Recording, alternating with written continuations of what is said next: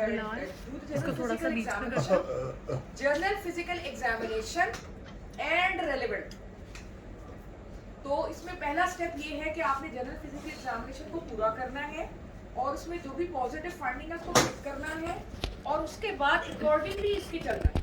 मिसाल के तौर पे अगर ये अब मैं थोड़ा सा बता दूं क्योंकि हमारा कैंडिडेट बिल्कुल कोरा है कि अगर सपोज इसके अंदर आपको पिटिंग एडिमा मिल रहा है एंड वेस्टिंग, दो चीजें मिल रही हैं। अब आपने इसका रेलेवेंट क्या करना है? आपके ख्याल में पिटिंग एडिमा और वेस्टिंग किस किस कंडीशन में हमें मिल सकती है?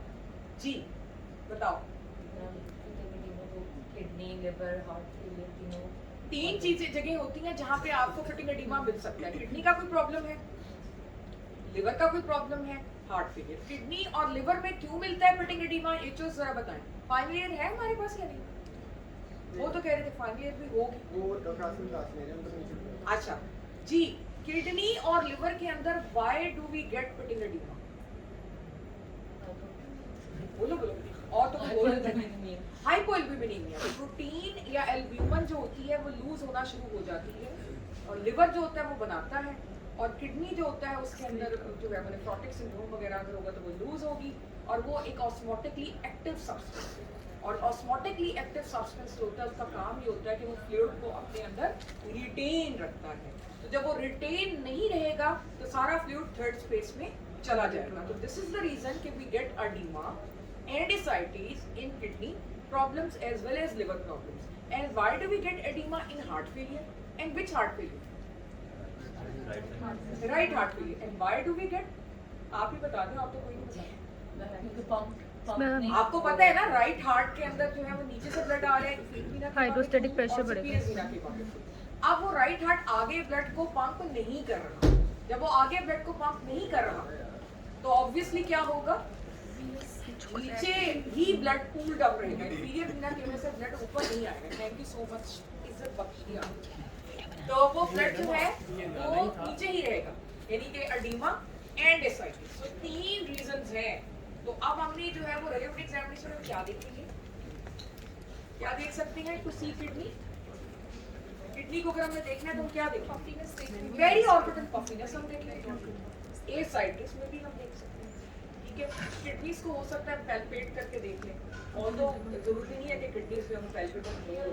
नेफ्रोटिक सिंड्रोम के पेशेंट्स में इट इज नॉट नेसेसरी कि किडनीज जो है वो पैल्पेबल हो, लेकिन just to give an idea to the examiner कि जी हम किडनी को देख रहे हैं, we are actually looking for the kidney. तो पिटिंग एडिमा देखकर हमारे ज़हन में ये ख्याल आया कि patient can have a kidney problem. हम किडनीज को अगर देख लें तो इट्स बेटर। तो कुछ हैक्स भी तो होते हैं ना, मतलब ये बात औक़ात ऐसा होता है कि आपको एग्जामिनर को भी तो सेटिस्फाई करना होता है ना एग्जाम में, तो कि भी आप ये देख रहे हैं। फिर लिवर के लिए आप क्या करेंगे? Relevant examination.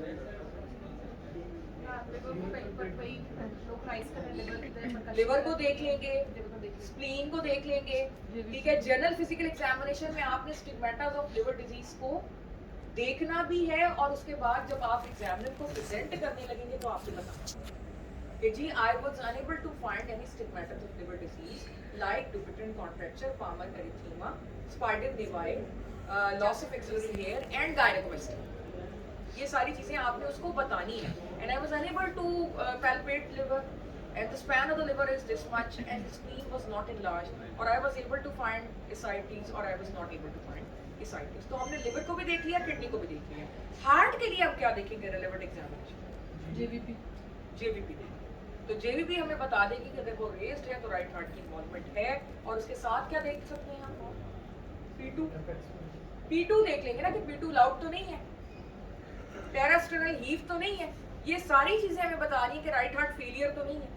तो ये तीन चीजें जो है वो हमने बेसिकली देख ली कि हमने लिवर को भी देख लिया, हमने किडनी को भी देख लिया, हमने हार्ट को भी देख लिया। पिटिंग एडिमा के साथ अगर आपके पास कोई मरीज आता है जिसमें आपको कमांड मिलती है कि जनरल फिजिकल एग्जामिनेशन करें और उस जनरल फिजिकल एग्जामिनेशन में सिर्फ आपको पिटिंग एडिमा मिल रहा है, तो आप उसको कैसे अप्रोच करेंगे? आप उसको जनरल फिजिकल एग्जामिनेशन के अंदर ही स्टिग्मेटास ऑफ लिवर डिजीज देखेंगे और उसको ज़हन में रखेंगे। आप जेवीपी जनरल फिजिकल एग्जामिनेशन में ही देखेंगे और उसको ज़हन में रखेंगे। और बाकी का जो रेलेवेंट एग्जामिनेशन होगा उसमें आप liver, spleen, ascites P2 and parasternal easy. ये एक शॉर्ट केस की स्कीम हो गई. क्लियर? एनीथिंग जो आपको ना समझ आई हो, अगर आपको सिर्फ पिटिंग एडिमा का पेशेंट मिल रहा है, जनरल फिजिकल एग्जामिनेशन समझ आ गई कैसे बनानी है. स्टेप 1 में यू विल सी कि क्या एबनॉर्मलिटी. स्टेप 2 के अंदर आप देखेंगे वो जो एबनॉर्मल साइन आपको मिला है उसकी क्या क्या कॉजेज हो सकती है. वो लिवर हो सकता है, वो किडनी हो सकता है, वो हार्ट फेलियर हो सकता है. आपने उससे रिलेटेड चीजें करते जानी है. कुछ चीजें जो है वो तो आपने कर ली जीपी में, कुछ चीजें जो आपने करनी है इसमें एब्डोमिनल एग्जामिनेशन, लिवर आ जाएगा, स्प्लीन आ जाएगी, एसाइटिस आ जाएगी, ठीक है, P2 आ जाएगी एंड पैरासिटिक. खाली जेवीपी भी देख लोगे तो भी एग्जामिनर सेटिस्फाई हो जाए. सही है. अब आपको अगर मिलता है कि फिटिंग एडिमा के साथ वेस्टिंग भी है तो क्या क्या डिजीज हो सकती है. तो basically it's a thought process ना. आपने ये देखना है कि पेशेंट जो है उसकी एबनॉर्मलिटी पिक करके आपने उसका डीडी बनाना है साथ ही से, और उसके बाद रिलेवेंट एग्जामिनेशन. इसमें तो देखिए ना न्यूट्रिशनल डेफिशिएंसी है पेशेंट की, तो उसके से मसल वेस्टिंग हो सकती है, फिटिंग एडिमा उसके साथ भी आ सकता है. ठीक है. नंबर 1. नंबर 2 तो आप देख लेंगे कोई पैलर तो नहीं है, कोई बोन टेंडरनेस तो नहीं आपको मिल रही. जब आप हाथ लगा रहे हैं उसी वक्त अगर आप उसको हाथ लगाएंगे और आप उससे पूछ लेंगे कि आपको कोई टेंडरनेस तो नहीं है, तो आई थिंक कि वो काफी पैलर आप देख लें. और क्या देख सकते हैं न्यूट्रिशनल डेफिशिएंसी में. Any idea? देखिए मैं भी आपके साथ यहीं बैठ के बना रही हूँ, मुझे भी नहीं पता. हर केस हम पहले से बना के नहीं रखा हुआ होता. हम कुछ केसेस होते हैं क्योंकि एट द स्पॉट आपको बनाने पड़ते हैं, तो आपने घबराना नहीं है इस चीज़ पर कि भाई ये तो अब समझ ही नहीं आ रही कि क्या करें. मैं भी आपके साथ एक उसने आइडिया दिया न्यूट्रिशनल डेफिशिएंसी हो सकती है, मैंने उसको इस तरह काउंटर किया कि हाँ जी हम एनीमिया देख लेंगे, हम बोन टेंडरनेस वगैरह देख लेंगे मरीज की. ठीक है. ये जैसे 86 की है. हाँ लिवर वो हमने लिवर ऑलरेडी देख लिया. और मेल्स में सबसे ज्यादा कॉमन मेलिग्नेंसी कौन सी है? प्रोस्टेट हो सकती है ना.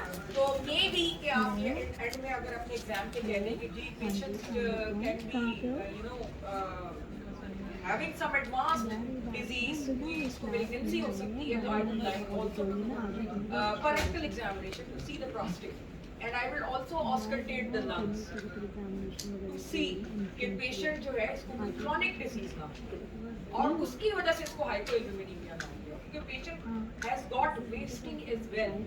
तो आमतौर पे liver problems में या kidney के problems में या heart failure में इतनी wasting नहीं. तो अगर आप वेस्टिंग आपको मिल रही है फिटिंग एडिमा के साथ, तो आपने उसको ये कहना है कि I would like to see any signs for the chronic disease as well.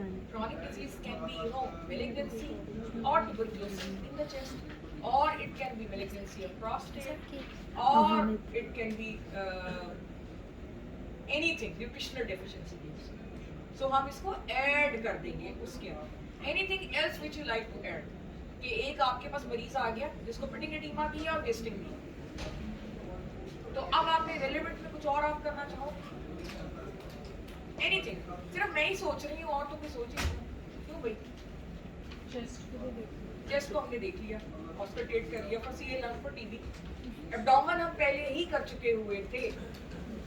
Prostate को हम देख लेंगे जी. Anything else? करना तो पड़ेगा तुम्हें. जब तुम वहां पहुंचोगे एग्जाम सिचुएशन में, यू हैव टू थिंक. तो बेहतर नहीं है कि अभी से आप इसकी आदत डाल दें सोचने की. लिम्फ नोड्स वो तो जीपी में आते हैं. हाँ, तो जीपी में भी आपने कोई ये ना जो चीज मैं आपको बताती हूँ कि जो चीज आप देख रहे हैं आपको पता होना चाहिए इसकी रैशनैलिटी क्या है. अगर वो नेगेटिव नहीं है तो आप उसको बताओगे एग्जामिनर को कि जी lymph nodes, however I was unable to palpate any lymph nodes. Considering in my mind that there can be any malignancy, I looked for the lymph node and I was unable to see any lymph node. ये फिर presentation आ जाती है. तो इसको pause करिए. अब हम इससे करवाते हैं. ब्लर क्यों हो रही है? वो फोकस उठाना चाहिए.